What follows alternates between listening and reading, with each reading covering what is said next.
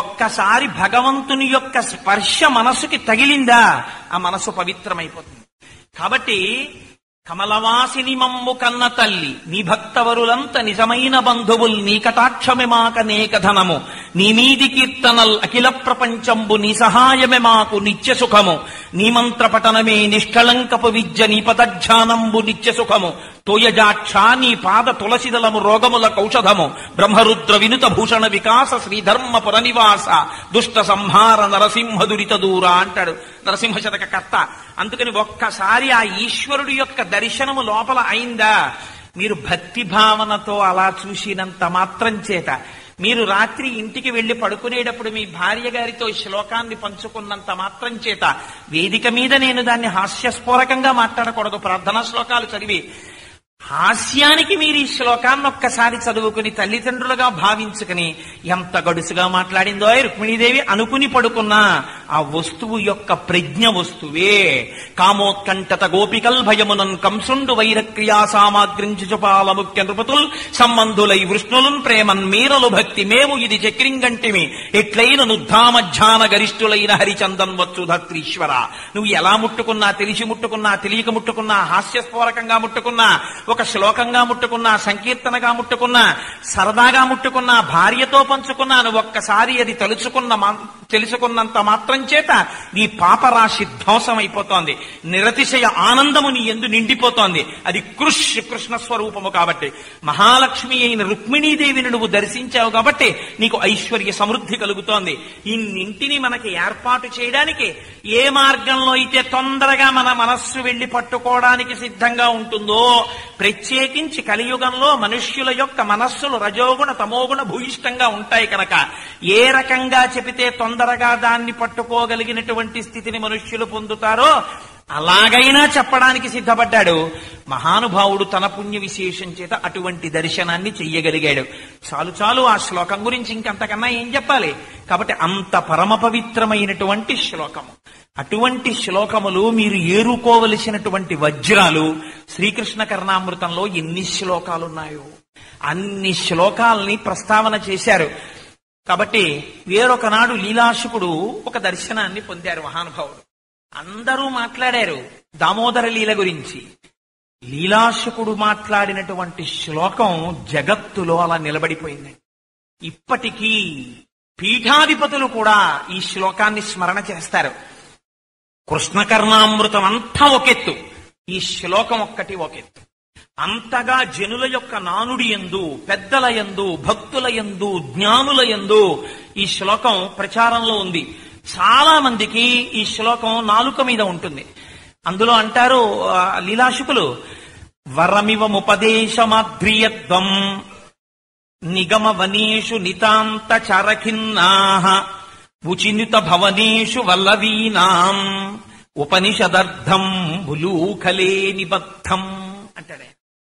ఎంత గొప్ప మాటో చూడండి. ఆయన ఎక్కడా ఒక నామాన్ని ఆయన వాడలేదు. ఆయన అన్నారు వరమివ ఉపదేశమాద్రియత్వం. మీకు ఇవాళ నేను ఒక చక్కటి మాట చెప్పాలనుకుంటున్నాను. మీరందరూ సావధాన చిత్తులై వినండి. మీ అందరికీ ఏమిటి కోరిక? భగవంతుణ్ణి తెలుసుకోవాలని కోరిక, భగవంతుణ్ణి చూడాలని కోరిక కదా.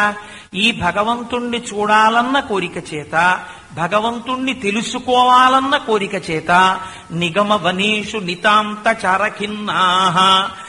అరణ్యము ఎలా ఉంటుందో ఒకసారి లోపల ప్రవేశిస్తే ఇంకా మళ్లీ బయటికి రావడానికి దారి తెలియకుండా చిమ్మ చీకటితో నిండిపోయినటువంటి ఘోరారణ్యములా అనేకమైన మంత్రముల చేత, స్తోత్రముల చేత, రుక్కుల చేత నిండి నిబిడీకృతమై ఒకదానికొకటి మళ్లీ ఎక్కడా విరోధము కాకుండా గురుముఖంగా తాను నేర్చుకుని వేదము యొక్క రహస్యాన్ని తెలుసుకుని ఎంత ప్రయత్నం చేస్తే 300 సంవత్సరములు జీవించినటువంటి మహానుభావుడు భారద్వాజ మహర్షి కేవలం వేదం చదువుకోవడానికై భగవంతుణ్ణి 100 సంవత్సరాల తప్పున ఆయుర్దాయం అడిగాడు. 100 ఏళ్ళు అయిపోగానే ఈశ్వరుడు వచ్చేవాడు.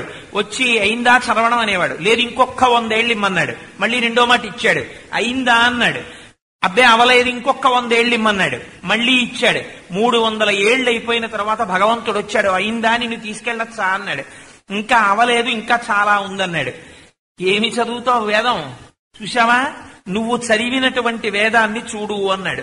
3 గుప్పెళ్లు పోసినట్టుగా ఉంది. నువ్వు చదవవలసిన వేదాన్ని చూడు అన్నాడు. అనంతమైన పర్వత రాశి ఉంది. నువ్వు ఎప్పటికి చదివి తెలుసుకుంటావు. అందుకే భగవాన్ రమణులు ఒక మాట అంటుండేవారు, చదివి ఈశ్వరుణ్ణి తెలుసుకోగలనని అనుకోకు. ఏదో ఒకనాడు నువ్వు చదవడము ఆపాలి, చెప్పడము ఆపాలి. ఈ 2 ఆపి నువ్వు అంతర్ముఖుడవు కావాలి. నువ్వు ధ్యానం చేయడం మొదలు పెట్టాలి. ధ్యానమునందు నీకు ఇక్కడ ఈశ్వరుడు దొరకాలి. నువ్వు ఎంతసేపు మాట్లాడతావో ఆ మాటయే నీ యొక్క ఆత్మదర్శనమునకు ప్రతిబంధకము. ఆ మాట ఎక్కడి నుంచి వస్తోందో ధ్యానం చేయి. దాని మూలస్థానమునందు నీకు ఈశ్వరుడు దొరుకుతాడనేవారు. దానికి మౌనాన్ని ఆశ్రయించమని చెప్తుండేవారు. కాబట్టి వేదములను వెతికి వెతికి వెతికి వెతికి చదివి చదివి చదివి చదివి అలిసిపోయి ఉపనిషత్తులు చదివి మేము ఈశ్వరుణ్ణి తెలుసుకోవడానికి ఈ సూత్రం ప్రతిపాదిస్తాం, ఆ సూత్రం ప్రతిపాదిస్తాం అని చెప్పి డస్సిపోయినటువంటి ఓ ఈశ్వర దర్శనాభిలాషులారా, ఈశ్వరుడు ఎక్కడున్నాడో మీకు నేను చెప్పేస్తున్నాను, వెళ్ళి చూసుకోండి. ఇలా ఎక్కడున్నాడు ఈశ్వరుడు అన్న మాట కూడా అనలేదండి ఆయన. చాలా గమ్మత్తైన మాట వాడారు. విచినుత భవనేషు వల్లవీనాం. అసలు చదువు అంటే ఏమిటో తెలియని వాళ్ళు, అక్షర జ్ఞానం లేని వాళ్ళు, తలకడిగితే మొలకడగని వాళ్ళు, మొలకడిగితే తలకడగని వాళ్ళు, గొల్ల కంపు, గొల్ల కొప్పు, గొల్ల వాసన, గొల్ల మాటలు తప్ప వేరొకటి తెలియని వాళ్ళు, కేవలము అజ్ఞానముతో ఉన్నవాళ్ళు, మాట మాట్లాడమునందు కూడా పొందిక లేనివారు. అందుకే పోతన గారి పద్యాలు అలా పడ్డాయి ఆంధ్రీకరించడంలో. పలికిడిది భగవతమట పలికించు విభుండు రామభద్రుండట నే పలికిన భవహరమగునట పలికెద వేరొండు గాథ పలుకగనేలా. ఒక్క సమాసం కానీ నిజంగా వెయ్యాలనుకుంటే పోతన గారు ఊపిరంతటినీ మీరు బిగబట్టి చెప్తే తప్ప మీకు ఆ సమాసం పలకడానికి సరిపోదు. అలా వైకుంఠపురంబులో నగరిలో ఆమూల సౌధంబుదాపల మందార వనాంతరమృతధర ప్రాతేందు కాంతోపలోత్పల పర్యంకరమా వినోదియగు ఆపన్న ప్రసన్నుండు విహ్వల నాగేంద్రము పాహీ పాహీయన కుయ్యాళించి సౌరంభియ్యి అని చెప్పిన పోతన గారు గోపకాంతలు మాట్లాడడం దగ్గరికి వచ్చేసరికి ఏమి నోమ ఫలము ఇంత ప్రొద్దొక వార్త వింటిమ బలలా రవినులరా మన యశోద చిన్ని మగవాని కనినట చూచివత్తమమ్మ సుదతులారా. చిన్న మగవాణ్ణి కంటారు, ఎవరైనా పెద్ద మగాన్ని కంటారు లోకంలో. అంటే వాళ్ళు గొల్లకాంతలు, వాళ్ళకి ఏం తెలియదు, వాళ్ళకి హృదయ శుద్ధి తప్ప ఇంకేమీ తెలియదు. అందుకని అంత అమాయకత్వం. కానీ వాళ్ళకి ఏమిటి తెలుసు, నందుడి భార్య అయిన యశోదకి కొడుకు పుట్టాడు. వాళ్ళందరూ పొంగిపోతున్నారు. మా యశోద కొడుకు పుట్టాడు, మా యశోద కొడుకు పుట్టాడని పరవశించిపోతున్నారు. ఇంత పవిత్రమైన హృదయం వాక్యలా ఉంటే నీకెందుకయా? ఆ హృదయం వంక చూడు. ఎవరికో కొడుకు పుడితే లోకంలో ఉన్న కొడుకుల్ని చంపేవాడు పట్టణంలో ఉన్నాడు, నగరంలో కంసుడు. వాడా నీకు ముఖ్యం? ఏమీ తెలియనటువంటి కాంతలైనందవ్రజంలో ఉన్న హృదయ శుద్ధి కలిగి ఈశ్వరుడి కోసం తప్పించిపోయేవాళ్ళు, పరమభక్తి కలిగిన వాళ్ళు, వాళ్ళకేం తెలుసు? వాళ్ళకొక్కటే తెలుసు భగవంతుడంటే. వాళ్ళ భక్తి ఏమిటో మహానుభావుడు పోతన గారు ఆ గోవింద పట్టాభిషేకంలో చూపిస్తారు. వాళ్ళు ఆఖరికి ఆ పర్వతానికి ప్రదక్షిణం చేస్తూ కూడా పొగరెక్కిన మూపురములు తెగగలవాలములు శైల దేహంబులు భూ గగనములు మించు రంకెలు మిగుల మెరసి ధేను గణము మెల్లన నడిచెన్ అని ఆవులు, దూడలు, ఎద్దులు, గోపకాంతలు వాళ్ళు నోరి విప్పి మాట్లాడితే, పాట పాడితే పాటించి గాన విద్య పాటవమున్న తేరు లెక్కి బహుతానములన్ పాటల గంధులు కృష్ణుని పాటలు పాడిది విరోధి పాటనుడనుచన్. వాళ్ళు కృష్ణుడి బాల్య క్రీడల్ని తలుచుకుని పాటలు పాడుకుంటూ ప్రదక్షిణం చేసేవారు. వాళ్ళకున్నదంతే ఆ పూనిక. వాళ్ళకి కష్టం వచ్చినా సుఖం వచ్చినా ఏమొచ్చినా వాళ్ళు కృష్ణుడి గురించే చెప్పుకుంటారు. కృష్ణ కృష్ణ కృష్ణ కృష్ణ అంటారు. ఈ కృష్ణ కృష్ణ అని చెప్పుకోవడంలో ప్రమాదము అని ఎదురుగుండా కనపడుతున్నా వాళ్ళు లెక్క చేయరు, లోపలికి వెళ్ళిపోతారంతే. భాగవతంలో ఒక చిత్రమైన లీలుందండి. అఘాసురుడు అని ఒక రాక్షసుడు, ఆయన కొండ చిలవ రూపంలో వచ్చాడు. వచ్చి ఆయన ఒక ప్రతిజ్ఞ చేశాడు. ఇవాళ కృష్ణుడు గోపబాలులతో వస్తాడు, నేను నోరు తెరిచి పడుకుంటాను. ఆకాశపు టంచుకు తగులుతూ ఒక పైన ఉన్నటువంటి దవడ, భూమి మీద ఒక దవడ పెట్టాడు. ఈ గోపబాలురు ఆవులు, దూడలు అన్ని తోలుకుంటూ ఆ నోట్లోకి వెళ్ళిపోయారు. ఒకడు అన్నాడు, రోజులా లేదురా, ఇదేదో ఎర్రగా ఉంది, కొంచెం మెత్త మెత్తగా ఉందిరా, ఇది ఏమిట్రా ఇలా ఉంది, రోజులా లేదేమిటి అరణ్యం అన్నాడు.